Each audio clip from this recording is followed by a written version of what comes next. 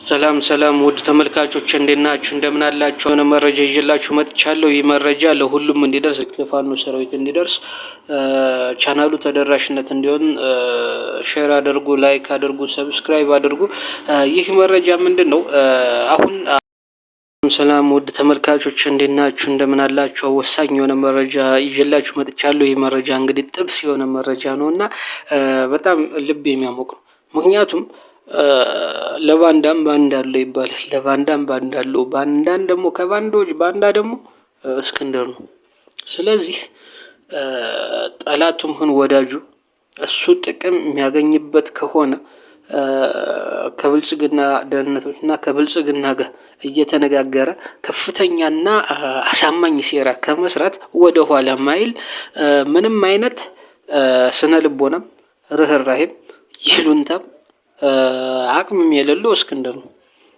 ቢያንስ ነገ ምን ይሆናል፣ ነገ ምን ሊፈጠርብኝ ይችላል፣ ይህ ምን መዘዝ ያመጣል የሚለውን እንኳን አያስብም። ምክንያቱም እሱ ለመጠንቀቅ ቢሞክርም ብልጽግናዎች አይጠነቀቁለትም። ይህ ደግሞ በምን ያሳያል? በማስረሻ ሰጤ ያሳይቷል። የማስረሻን ሰጤ ወንድም በጥር 4 እና 5 ከትላንት ወዲያና ትላንትና በአስረሽናቸው ጠቁሞ በድሮን ካስመታቸው እሱም ለስብሰባ ጠርቶ ከረሽናቸው መካከል እንግዲህ በድሮን ከተመቱት መካከል የማስረሻ ሰጤ ወንድም አብርሃም ሰጤ ይገኝበታል ከናጃቢው። ይህ እንግዲህ ለምን ሆነ ስትል እስክንድር ምን ብሎ ማሳመን ይፈልጋል? እስክንድር የአማራን ሕዝብ ማሳመን ይፈልጋል። ምን ብሎ? አይ ማስረሻ ሰጤ ከርቶ ነው የሚለውን ማለት ነው። ስለዚህ አብረው ተስማምተው እስክንድር እጅ እያሰጠ ቢሆን ኑሮማ እንዴት የማስረሻን ሰጤ ወንድም ሊገል ይችላል?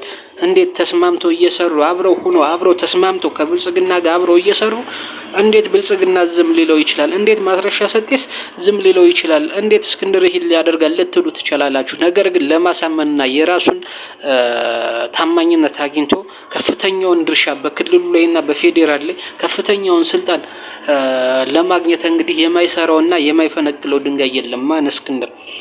ይህም እንግዲህ ካዲውን ማስረሻ ሰጤን በመክዳት የማስረሻ ሰጤን ታናሽ ወንድም አብርሃም ሰጤን እንግዲህ ገሎታል እስክንድር። እንግዲህ አሁን ከፍተኛ ውጥረት ይነግሳል እርስ በርሳቸው። እንግዲህ ማስረሻ ሰጤ አሁን በብልጽግና እጅ ስላለ ይህ ከብልጽግናዎች ጋር ከነ ሽመልስ አብዲሳ ጋር ተነጋግሮ ይህን ሴራ ይህን እቅድ ስለሚያደርገው እስክንድር ማስረሻ ሰጤ አሁን ምንም ማድረግ አይችልም። እስክንድርን መስደብም አይችልም። እስክንድርን ማንቋሸሽም አይችልም። ጥርሱን ነክሶ በልቡ አድርጎ እርር እያለ ከመኖር ውጭ አብሮት ከመስራት ውጭ ምንም አያመጣም።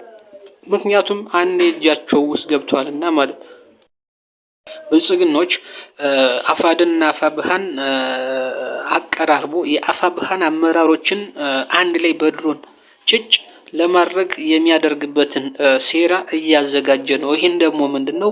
በአማራ ሕዝብ ዘንድና በአፋብሃ ዘንድ እስክንድርን ታማኝነት እንዲኖረው ማድረግ ነው። እነ መከተውን ታማኝነት እንዲኖራቸው እና እየታስራድን ታማኝነት እንዲኖራቸው ማድረግ ነው። ይህ ደግሞ እየተሳካለት ይመስላል፣ ሊሳካለትም ይችላል። ምክንያቱም ጥንቃቄ ሊጎል አይገባም። ጥንቃቄ የጎደለው ንግግር፣ ትብብርና አንድነት አያስፈልግም። ጥንቃቄ በጣም ያስፈልጋል። እስክንድር የማይራራ ወደ ኋላ የማይል በጣም ጨካኝና አረመኔ ሰብአዊነት የሌለው ግለሰብ ነው። ስለዚህ አይደለም ለአፋብሃ አመራሮች አይደለም በጠላት ድርድር ላይ እሱ የተናገረውን እንግዲህ በአፍሪካ ህብረትና በኢጋድ ብሎ እሱ ራሱ የተናገረውን በአንደበቱ አይቀበሉም ብሎ የሚያስባቸውን ይቅርና የተቀበለለትን ማስረሻ ሰጤንም አልማረውም። ስለዚህ ጥንቃቄ ያስፈልጋል።